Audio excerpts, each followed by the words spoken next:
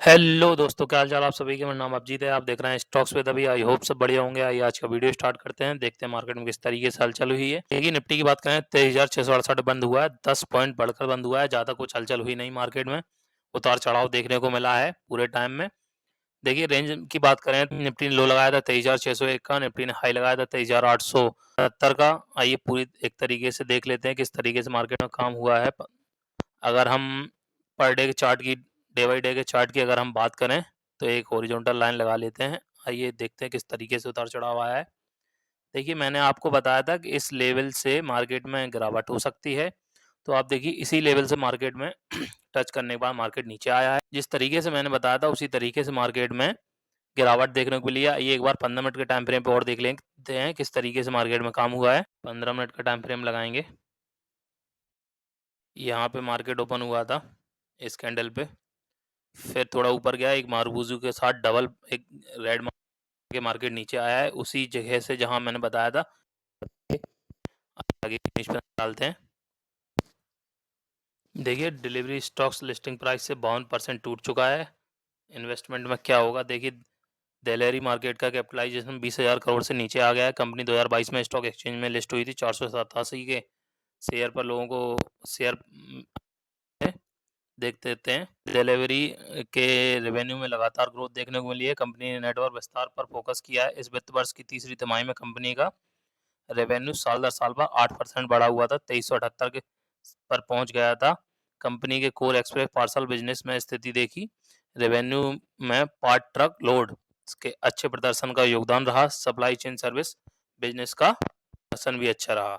देखिए express parcel business में खर्च बढ़ने पर एबिटा मार्जिन पर देखने को मिला। डिलीवरी के रेवेन्यू में एक्सप्रेस पार्सल सेगमेंट की सबसे ज़्यादा हिस्सेदारी है। इस बिजनेस का वॉल्यूम फ्लैट रहा। इसकी वजह मार्केट में बढ़ती प्रतिस्पर्धा और घरेलू बाजार में सुस्त कंजम्पशन रहा। ई कॉमर्स कंपनी में मीशो ने इन हाउस डिलीवरी प्लेटफॉर्म से सोर्सिंग बढ़ाई है। इसका असल डिलीवरी के बिजनेस वॉल्यूम पर पड़ा है। हालांकि तीसरी तिमाही में एक्सप्रेस पार्सल सेगमेंट का रेवेन्यू साल दर साल पर 3% बढ़कर 1488 करोड़ रुपए हो गया है। मार्केट में गिरावट थी, इस चक्कर में सभी शेयर गिरे हैं। और ये 2022 में लिस्ट हुई थी कंपनी, और 52% तक अभी तक शेयर टूट चुके हैं। अगर आप लेना चाहें तो इसमें ले सकते हैं। आइए एक बार इसके शेयर प्राइस पे भी नज़र डाल लेते हैं किस तरीके से रहा। देखिए शेयर प्राइस की अगर हम बात करें 258 पे बंद हुआ है। 0.70% गिरकर बंद हुआ है मार्केट। ओपन की बात करें 261 पे ओपन हुआ था। हाई लगाया 262.89 का और लो लगाया था 250.70 का। देखिए अगर हम ईयर बाई ईयर की बात करें तो देख लेते हैं एक बार। ईयर ओवर ईयर में 25.95 यानी 26% के आसपास लो है। और अगर हम 6 महीने की बात करें, 6 महीने में 41% लो गया था। और 1 मंथ की बात करें तो 1.5% के आसपास ही माइनस है।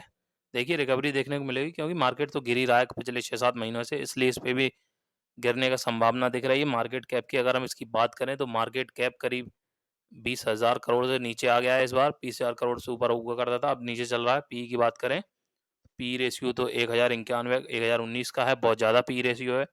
अभी अगर आप लेना चाहें तो ले सकते हैं। आई होप इसमें अभी इन्वेस्ट करने का कोई दिख नहीं रहा है मार्जिन। जब भी होगा तब मैं आपको बताऊंगा। आइए आगे की न्यूज़ पे नज़र डालते हैं एक बार। देखिए जेंसोल इंजीनियरिंग की बात करें तो सेकंड डे भी लोअर सर्किट पर आया है। और एक महीने में 62% का लो 62% तक गिर चुका है। आइए पूरी न्यूज़ पे नज़र डालते हैं किस तरीके से न्यूज़ है। देखिए share of Gensol engineering remain under selling pressure hitting the lower circuit और the second consecutive session days. 25 मार्च को सेकंड डे लोअर सर्किट पर आया और 62% एक महीने में गिर चुका है। ये तो वही है। देखिए stock decline 5% to the intraday lower 215 पर share on the National Stock Exchange. Gap down open हुआ था और लोअर सर्किट पे चला गया। ये यही है जेंसोल इंजीनियरिंग। लोअर सर्किट पे लग गया दूसरे दिन और एक महीने में 62% तक गिर चुका है। अगर आप लेना चाहते हैं तो आपकी मर्जी। अभी तो खैर गिर ही रहा है, कुछ कह नहीं सकते कब तक गिरेगा। जब भी होगा जब भी इसमें कोई अच्छी न्यूज़ आएगी तो हम आपको बताएंगे। आइए आगे की न्यूज़ पे नज़र डालते हैं। करेंसी की बात कर लेते हैं। डॉलर के मुकाबले रुपया 12 पैसे कमजोर होकर बंद हुआ है। रुपया 85.76 के स्तर पे बंद हुआ है। आइए पूरी न्यूज़ समझ लेते हैं एक बार किस तरीके से न्यूज़ की अगर हम बात करें। डॉलर पर रुपया आंकड़ों के मिले सपोर्ट, ट्रम्प के टैरिफ से मिले सपोर्ट के चलते डॉलर में मजबूती आई है। डॉलर के मुकाबले भारतीय रुपया 12 पैसे पे कमजोर होकर 85.76 के स्तर बंद हुआ। HDFC securities and research analyst Dilip Parmar का कहना है कि भारतीय रुपए में अपनी 9 दिन की बढ़त और सिलसिला तोड़ दिया। बढ़त का सिलसिला जो था वो टूट गया है। इससे संकेत मिलता है कि बाजार में जोखिम से बचने की धारणा हावी हो गई है। आयातकों की ओर से डॉलर की बढ़ती मांग और दुनिया की बड़ी मुद्राओं में मुकाबले डॉलर में तेजी आने के कारण रुपए में दबाव पड़ा है। इसलिए रुपए गिर के बंद हुआ है। 12 पैसे गिर के 9 दिनों से लगातार बढ़ रहा था। आज थोड़ा सा गिर के बंद हुआ है। तो यही था रुपए वर्सेस डॉलर। और आज रुपया 12 पैसे गिरकर बंद हुआ है। आइए आगे की न्यूज में नजर डाल लेते हैं। देखिए पीएसयू स्टॉक्स में सेल पर क्यों लगा है ब्रेक। निवेशकों के साथ सरकार को भी बुल रन का इंतजार है। आइए एक बार पूरी न्यूज समझ लेते हैं किस तरीके से न्यूज रहने वाली है। देखिए शेयर बाजार में काफी समय से अस्थिरता का माहौल है। देखते हुए सरकार को आने वाले महीनों में केंद्रीय सार्वजनिक क्षेत्र की उद्यमिता का मॉनिटरी स्टेक सेल को लेकर सतर्क अपना रुख अपना सकती है। इस मामले में वाकिफ अधिकारियों ने बताया है कि सरकार की प्राथमिकता में बना रहेगा, लेकिन बाजार की स्थिति के अनुसार ऑफर फॉर सेल योजनाओं को 1-2 महीने के लिए टाला जा सकता है। देखिए सेबी ने कहा था कि 70% से ऊपर का स्टेक नहीं रख सकते हैं कंपनियां। अभी आपको कुछ समय पहले ही बताया था मैंने। तो सरकारी कंपनियों के स्टेक्स कम करने के लिए ऑफर फॉर सेल आने वाला था, लेकिन अभी मार्केट काफ़ी माइनस में है। तो बुल रन के बाद हो सकता है सरकार ने फैसला लिया है कि 1-2 महीने के बाद हम ये ऑफर फॉर सेल की योजना लाएंगे। अभी ऑफर फॉर सेल की योजना को टाल दिया गया है। तो यही न्यूज़ थी। और देखिए सरकारी वित्त वर्ष 2024-25 में सार्वजनिक कंपनियों ने लगभग 70,000 करोड़ का डिविडेंड मिला है। तो यही न्यूज़ है कि 1-2 महीने के लिए ओएफएस को टाल दिया गया है। अब आगे जो भी न्यूज़ आई जिस तरीके से आई है हम आपको बताएंगे। आइए आगे की न्यूज़ पर नजर डालते हैं। देखिए एचईजीओ ग्रेफाइट के शेयरों में 18% तक उछाल आया है। जापान से आई गुड न्यूज़ ने बना दिया माहौल। आइए देखते हैं क्या न्यूज़ आई है जापान से, किस तरीके से शेयर में काम हुआ है। देखिए YHIG ग्राफाइट शेयर जापान की कैबिनेट में फैसले के आज भारतीय मार्केट में 2 स्टॉक्स की चमक बढ़ गई। जापान की कैबिनेट ने चीन से ग्रेफाइट इलेक्ट्रोड की खरीद पर 95.2% की एंटी डंपिंग ड्यूटी लगाने का फैसला किया है। ड्यूटी 29 मार्च से प्रोविजनल तौर पर 4 महीने के लिए लगेगी। इसके चलते एनर्जी और ग्रेफाइट इंडिया के शेयर में 18% तक उछाल देखने को मिला है। दिन के आखिरी में एनर्जी बीएसई पर 11.98% की बढ़त के साथ 483 रुपए और ग्रेफाइट इंडिया 7.59% की उछाल के साथ 455.60 के पर बंद हुआ है।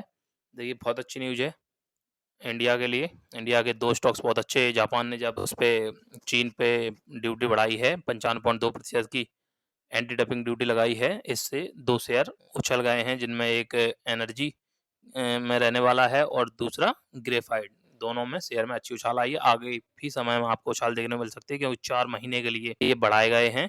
आइए आगे नीचे नजर डाल देते हैं एक बार। देखिए सरकारी डिफेंस कंपनी को जर्मनी से मिला है ऑर्डर। 3% तक उछल गए शेयर, लेकिन एनालिस्ट का कहना है 70% गिरावट की चेतावनी दी है। आइए पूरी न्यूज़ समझते हैं क्या न्यूज़ है।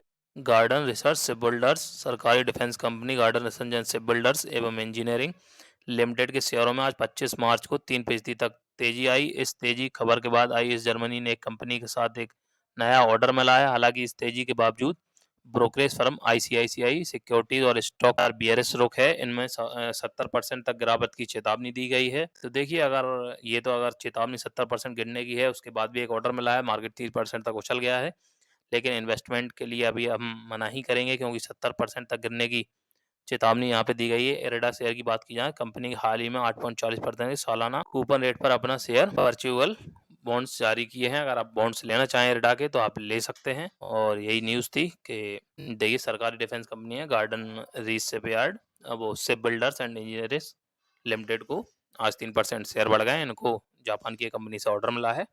यही न्यूज़ है। आइए अब एफआईआईज और डीआईएस का डाटा देख लेते हैं एक बार, किस तरीके से एफआईआईज डीआईएस ने काम किया है। 25 फरवरी 2025 की अगर हम बात करें तो एफआईआईज ने बाइंग की है 5371 करोड़ की, वहीं डीआईआईज ने सेलिंग की है 2768 करोड़ की। यानी कि आज एफआईआईज ने फिर लगातार चौथे दिन बाइंग करी है, वहीं आज डीआईआईज ने सेलिंग करी है 2768 करोड़ की। ओवरऑल मार्केट पॉजिटिव ही था क्योंकि एफआईआईज ने अच्छी सी बाइंग की हुई है और मार्केट के लिए बहुत अच्छी न्यूज़ है। लगातार 4 दिन से एफआईआईज लगातार बाइंग कर रहे हैं, बहुत अच्छी न्यूज़ है। तो यही था आज का वीडियो। अगर आपको हमारा वीडियो अच्छा लगा हो तो वीडियो को लाइक करें, चैनल को सब्सक्राइब करें। बहुत बहुत धन्यवाद। जय हिंद, जय भारत।